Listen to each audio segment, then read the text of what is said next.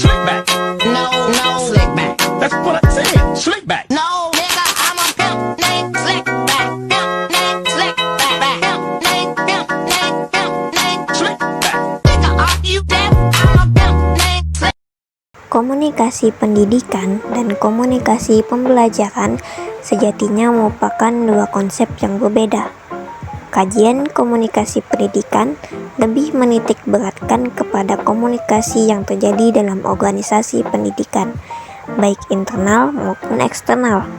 Sementara fokus dari komunikasi pembelajaran lebih berbicara soal metode dan teknik komunikasi yang dilakukan dalam proses atau aktivitas belajar antara guru atau dosen dan siswa atau mahasiswa. Konsep dasar komunikasi pendidikan.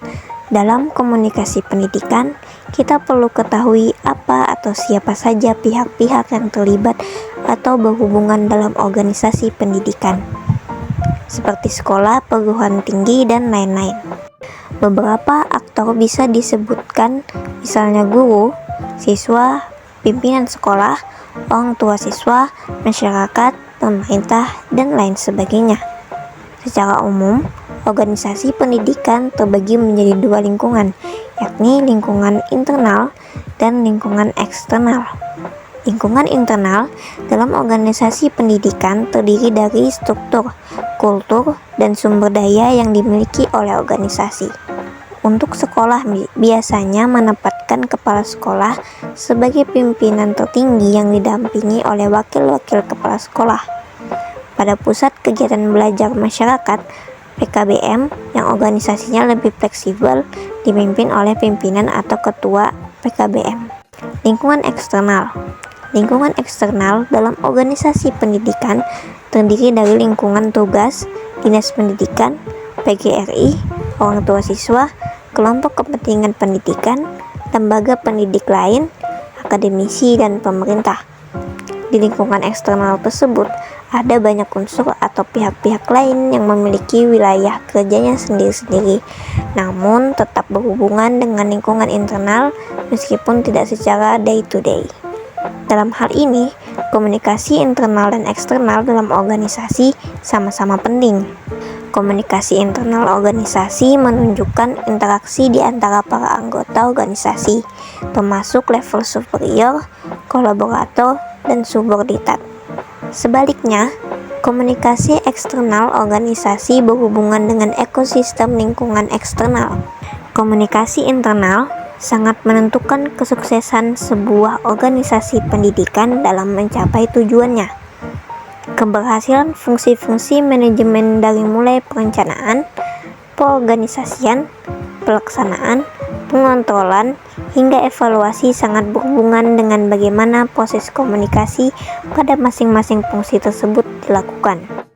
Sementara itu, komunikasi eksternal bertujuan untuk membangun relasi dengan lingkungan di luar organisasi pendidikan seperti lingkungan tugas, dinas pendidikan, PGRI, orang tua siswa, kelompok kepentingan pendidikan, lembaga pendidik lain, akademisi, dan pemerintah.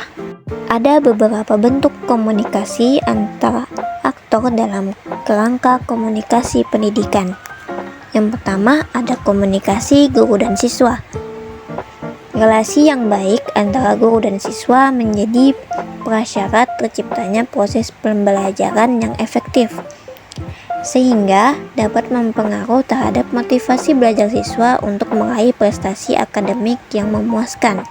Menurut pakar pendidikan, relasi yang baik antara guru dan siswa akan membawa pengaruh terhadap prestasi akademik siswa dan berpengaruh terhadap motivasi belajar siswa, pengembangan kemampuan siswa dalam melakukan penyesuaian sosial dan emosional, menciptakan iklim pembelajaran yang kondusif sehingga membuat siswa lebih menghormati orang lain di sekitarnya, membuat siswa lebih mudah menjadi orang yang disiplin dan taat aturan, membuat siswa lebih menyimak apa yang disampaikan gurunya karena merasa keberadaannya dihargai.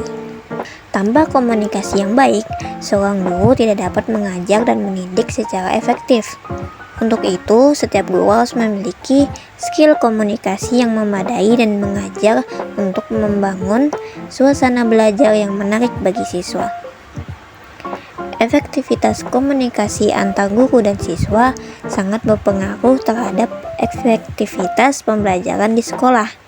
Hal ini karena aktivitas pembelajaran sejatinya adalah aktivitas komunikasi antar manusia, bukan sekedar proses transfer pengetahuan. Membangun komunikasi yang efektif dan efisien adalah mewujudkan kegiatan belajar yang dapat memfasilitasi siswa mencapai tujuan pembelajaran. Kemudian yang kedua ada komunikasi sekolah dan masyarakat. Komunikasi dengan masyarakat bertujuan untuk membangun relasi dengan lingkungan di luar organisasi pendidikan. Untuk itu, organisasi pendidikan membutuhkan program-program kehumasan atau public relation untuk menjaga hubungan baik dengan lingkungan eksternal tersebut. Aktivitas kehumasan dapat membantu setiap lembaga pendidikan untuk menjalin hubungan yang lebih progresif dengan publik-publiknya. Dalam hal ini, komunikasi kehumasan harus melibatkan semua pemangku kepentingan organisasi pendidikan. Hal ini dimaksudkan untuk menghindar konflik dan meningkatkan kerjasama dengan semua pihak. Yang ketiga, komunikasi sekolah dan pemerintah. Pemerintah merupakan salah satu unsur dalam lingkungan strategis pendidikan.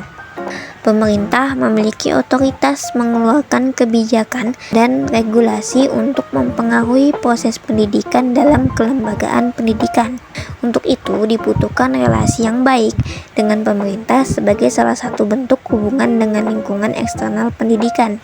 Humas khusus untuk pemerintah biasanya berupa komunikasi organisasi ke pemerintah yang membahas isu-isu regulasi, berkomunikasi dengan perwakilan pemerintah, melakukan lobby dalam rangka mengedukasi legislator, dan seterusnya. Semua itu adalah isu-isu strategis yang berpotensi mempengaruhi organisasi, interaksinya dengan pemerintah, dan bagaimana organisasi tersebut diatur pemerintah. Dalam pelaksanaannya, hubungan pemerintahan bisa dilakukan dengan kegiatan kehumasan atau melalui lobby atau negosiasi. Dalam menjalankan hubungan pemerintahan tersebut, organisasi pendidikan tidak berarti harus selalu berkomunikasi langsung dengan pejabat pemerintah, tetapi juga bisa menggunakan saluran-saluran komunikasi yang telah tersedia. Adapun komunikasi melalui lobby merupakan usaha untuk memberikan pengaruh yang cepat dan legal terhadap proses pengambilan keputusan politik untuk menunjukkan kepentingan tertentu melalui sarana pemberian informasi. Biasanya, lobby digunakan sebagai sarana untuk mempengaruhi proses legislasi. Audio Jungle.